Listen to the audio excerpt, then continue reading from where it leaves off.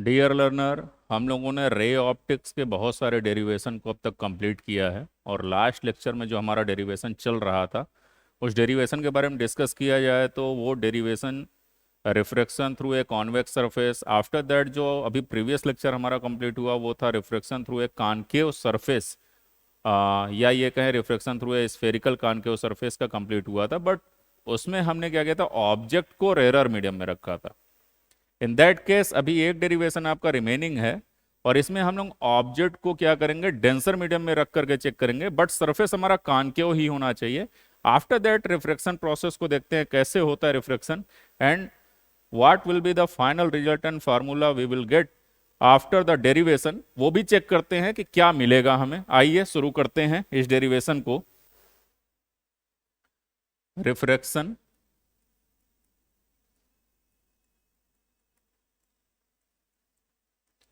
Through a concave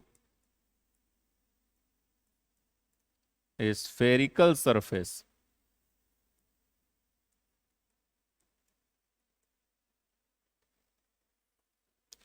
but case ये है कि ऑब्जेक्ट को आपको डेंसर मीडियम में रखना है। फर्स्ट केस हम लोगों ने पढ़ लिया था, व्हेन ऑब्जेक्ट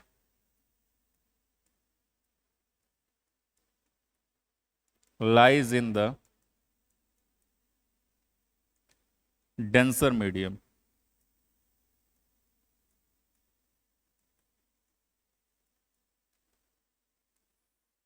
ये है वो केस। तो सबसे पहले हमें कॉनकेव सरफेस डिजाइन करना होगा या ड्रॉ करना होगा। वो हमने ये रखा कॉनकेव सरफेस आपका, और ये आपकी प्रिंसिपल एक्सिस हो गई। इस साइड में हम इसका क्या बनाते हैं, डेंसर मीडियम ड्रा करते हैं। ये हमारा डेंसर मीडियम हो गया इधर।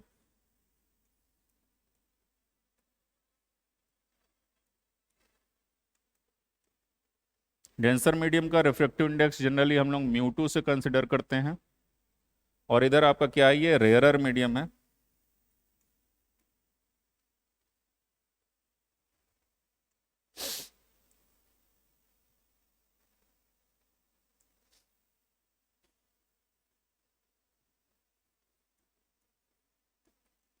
रिफ्रैक्टिव इंडेक्स μ1, ये आपका पॉइंट P हो गया। अच्छा, सबसे बड़ी बात ये है कि इसका जो साइकिल होगा वो कुछ इस तरह से कंप्लीट होगा इस साइड में, तो इसका सेंटर भी इधर मिलेगा। तो हम क्या करते हैं, एक नॉर्मल ड्रा करते हैं पहले इस सरफेस का। ये रहा ये नॉर्मल, यहाँ कहीं हमें सेंटर मिल रहा है, ये नॉर्मल है 90 डिग्री, यहाँ पर देखिए बन भी रहा है। आफ्टर दैट एक लाइट यहाँ से परपेंडिकुलर भी ड्रा कर दीजिए आप। ये परपेंडिकुलर हो गया, यानी आप इसको अगर एन नाम देते हैं तो यहाँ एम कर दीजिए। एंड अगेन हम देखते हैं कि ये नॉर्मल अगर जाकर के यहाँ मिल रहा है तो ये क्या हो गया आपका centre of curvature. It means P से जो डिस्टेंस है वो क्या हो गई, आर, रेडियस ऑफ कर्वेचर। अब हमें क्या करना है, एक ऑब्जेक्ट कंसिडर करना है। हमने यहां ऑब्जेक्ट कंसिडर किया इस पॉइंट पर, और एक लाइट सबसे पहले हम ले गए नॉर्मल के पास। ये रहा, नॉर्मल तक पहुंच गया ये लाइट। ये अब अगर नॉर्मल पे पहुंचा तो नॉर्मल से जो एंगल बन रहा है उसे हम कहेंगे इंसिडेंट एंगल आई। और ये लाइट जब डेंसर से रेयर में जाती है तो नॉर्मल से दूर हो जाती है, यानी सीधे ना जाकर के हल्की सी थोड़ी इस तरह से हो जाएगी ये लाइट। और जब ऐसे हुई तो यहां पर बाहर निकलने के बाद जो एंगल बना उसे हम क्या कहेंगे, angle r, angle of refraction. अब ये किसी भी हाल में भाई एक लाइट ये ऑब्जेक्ट से अगर इस डायरेक्शन में जा रही है पी से होते हुए सीधे सी तक, और दूसरी लाइट इस तरह से गई, तो ये कहीं नहीं मिलने वाले आपस में, इंटरसेक्ट करेंगे नहीं। तो इमेजिनरी लाइट हम क्या करते हैं, इसी लाइट का बैक साइड में इधर बढ़ा देते हैं।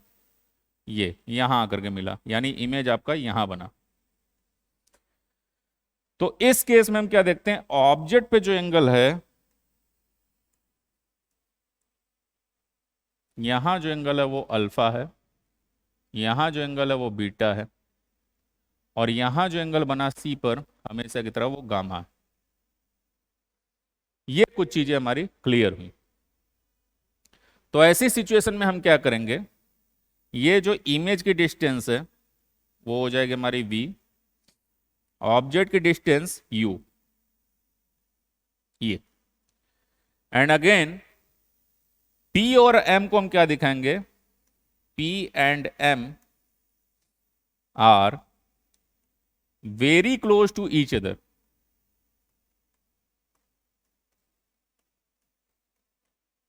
जो पिछले 5 डेरिवेशन से हम करते आ रहे हैं, पिछले प्रीवियस 5 लेक्चर वीडियो जो हमने देखे हैं, उसमें हमने क्या किया, पी और एम को एक दूसरे के वेरी क्लोज दिखाया है, और जहां पर एम यूज हो रहा है वहां पर पी राइट किया जा सकता है।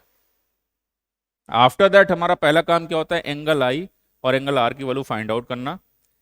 तो क्लियरली विजिबल है कि एक ट्रायंगल एन सी ओ कंसिडर कर ले या ओ एन सी कंसिडर कर लें, ट्रायंगल ओ एन सी को देखा जाए तो इसका एक्सटीरियर एंगल क्या है, ये रहा, जिसको आप आई बोल रहे हैं, और वो अंदर के दो एंगल के यानी अल्फा और गामा के सम के इक्वल होगा। ये आपका इक्वेशन 1 हो गया।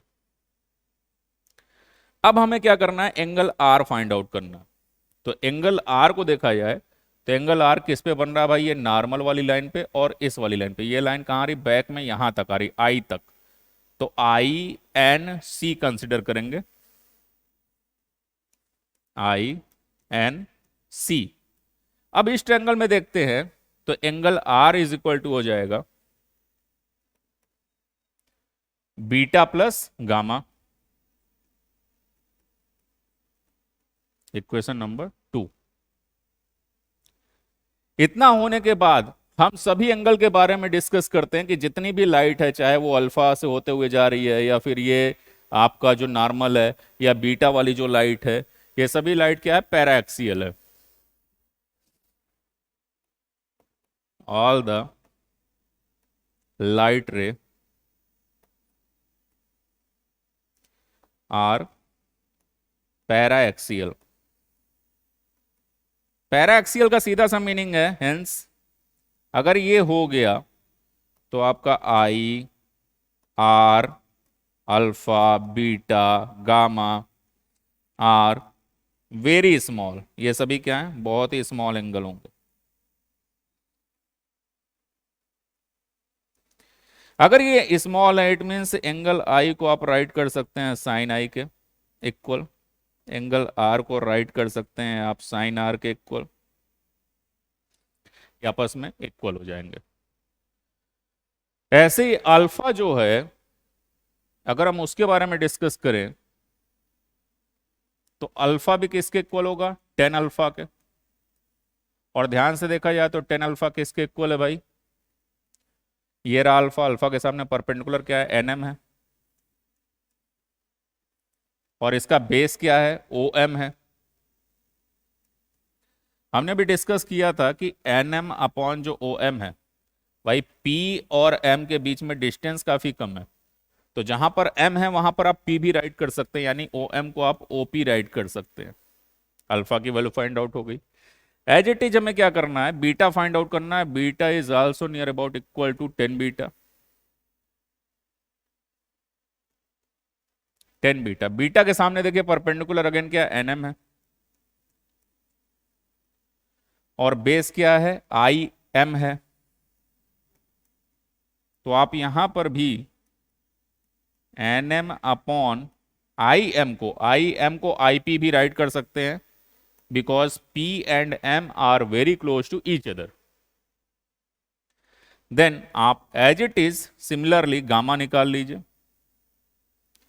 It is also equal to 10 gamma, that is equal to, अब गामा देखिए आपका कहां है, यहां है, इसके सामने क्या है, एन एम परपेंडिकुलर, बट इस बार बेस क्या हो जाएगा, सी से लेकर के एम तक।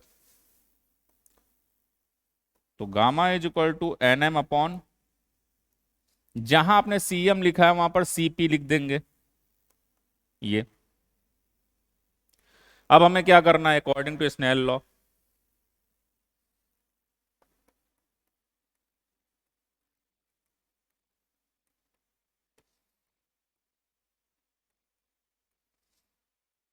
अगर हम स्नेल लॉ के अकॉर्डिंग चलेंगे तो लाइट मीडियम 2 से मीडियम 1 में जा रही है, sine i upon sine r. अगर आप इसको राइट करना चाहें यानी 2 म्यू 1 को, तो आप राइट कैसे करेंगे? म्यू 1 अपॉन म्यू 2, किसको राइट कर रहे हैं? ये 2 म्यू 1 को, इज इक्वल टू, जहां sine i upon sine r है, आप साइन आई को केवल आई और साइन आर को केवल आर भी राइट कर सकते हैं। इतना राइट करने के बाद हमें क्या करना है? क्रॉस मल्टीप्लाई करना है। नेक्स्ट स्टेप, क्रॉस मल्टीप्लाई करेंगे तो mu 1 into R is equal to mu 2 into I. इस इक्वेशन को लेकर के चलते हम नेक्स्ट पेज पे। Mu 1 into R is equal to mu 2 into I, ये हमने राइट किया। देन म्यू 1 इंटू आर की वैल्यू देखते हैं, ये रही आर की वैल्यू, बीटा प्लस गामा, ये हम पुट करेंगे।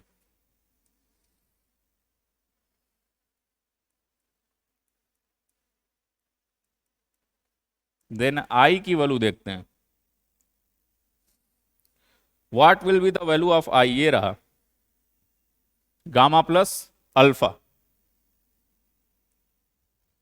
देन यहां हो जाएगा आपका गामा प्लस अल्फा। अब म्यू 1 इंटू आपका जो बीटा है ना, बीटा की वैल्यू चेक करिए क्या था। बीटा की वैल्यू ये देखिए, ये रही n M upon i p, n M upon i p plus gamma check कर लिया जाए, गामा की वैल्यू है n M upon c p,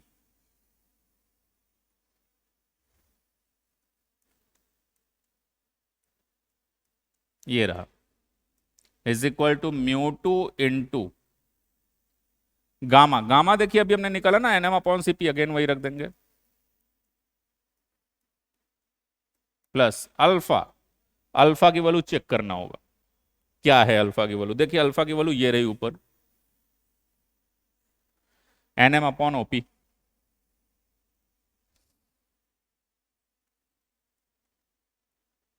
again आपको क्लियरली विजुअल है कि न्यूमरेटर में both side n m common है, तो वो हम कॉमन बाहर कर लेंगे।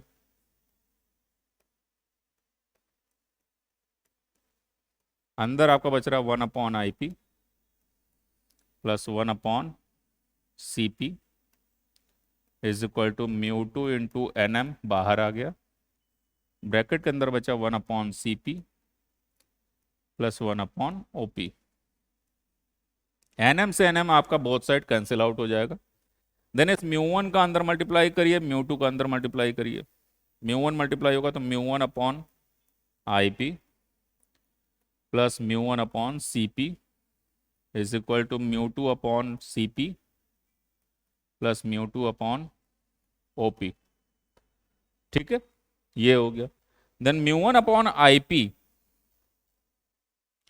चेक करते हैं आईपी की वैल्यू क्या है। देखिए आईपी की वैल्यू क्या है? वी है, according to sign convention minus में रखा जाएगा।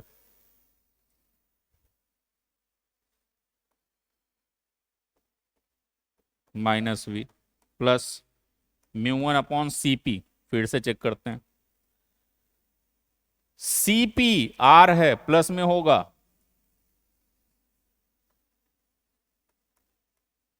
Then mu 2 upon again c p, फिर आर है प्लस में राइट किया जाएगा, प्लस म्यू 2 अपॉन ओपी। देखिए ओ से लेकर के पी तक ऑब्जेक्ट डिस्टेंस यू है, ये माइनस में होगा। क्यों माइनस होगा, क्यों प्लस होगा, इसके बारे में ऑलरेडी हम लोग प्रीवियस कुछ लेक्चर्स में डिस्कस कर चुके हैं, जब हमने मिरर का कॉन्सेप्ट और साइन कन्वेंशन का स्टार्ट किया था, या बेसिक कॉन्सेप्ट ऑफ मिरर था, मैजिक ऑफ मिरर, ये टॉपिक था हमारा। तो यहां पर हम क्या देखते हैं कि म्यू 2 वाला पार्ट माइनस में इधर लाते हैं, तो म्यू 2 बाई यू, ये आपका mu 1 by v is equal to mu 2 by r, यहां पर है, आप इसको इधर ले जाएंगे तो माइनस में हो जाएगा, माइनस म्यू 1 बाई आर, ये हो गया। इसको आप राइट कर सकते हैं, या इधर हम राइट कर दे रहे हैं, mu two by u minus mu one by v is equal to mu two minus mu one by r. ये आपका फाइनल रिजल्ट है। ये 6 डेरिवेशन आपके कॉनकेव और कॉन्वेक्स स्फेरिकल सरफेस के थ्रू क्या रिजल्ट आता है, किस केस में, रेयरर में, डेंसर में अगर हम ऑब्जेक्ट को रखते हैं, इमेज वर्चुअल बनती है, रियल बनती है। तो 6 डिफरेंट डिफरेंट केसेस हैं। अगर आप इसको पूरी तरह से क्लियर कॉन्सेप्ट कर लेते हैं तो उस सिचुएशन में आपको lens maker formula through convex and concave बहुत ही आसान हो जाएगा समझने के लिए। और मेन लेंस मेकर फार्मूला जो है वो बोर्ड एग्जाम में 90% चांसेस हैं कि वो पूछे ही जाते हैं। शायद ही किसी ईयर में ये लेंस मेकर फार्मूला छोड़ा गया हो। तो आप बातों को इजीली मत लीजिए। Lens maker formula is a very important topic according to the CBSE board exam class 12th। तो आप लेंस मेकर फार्मूला को अगर समझना है तो आपको ये चीज क्लियर समझना होगा कि कब डेंसर में ऑब्जेक्ट था, रेयर में इमेज बनी, रेयर में था तो डेंसर में बनी, या फिर सेम ऑब्जेक्ट सेम मीडियम में, उसी मीडियम में आपकी इमेज भी बन गई। तो क्या फार्मूले में चेंजिंग आ रही वो आपको ध्यान देना होगा। देन इसके बाद के लेक्चर में हम लोग lens maker formula both through convex and concave lens के थ्रू हम लोग सीखेंगे। ठीक है, तो नेक्स्ट वीडियो में हम लोग मिलते हैं आपसे लेंस मेकर फार्मूला के साथ।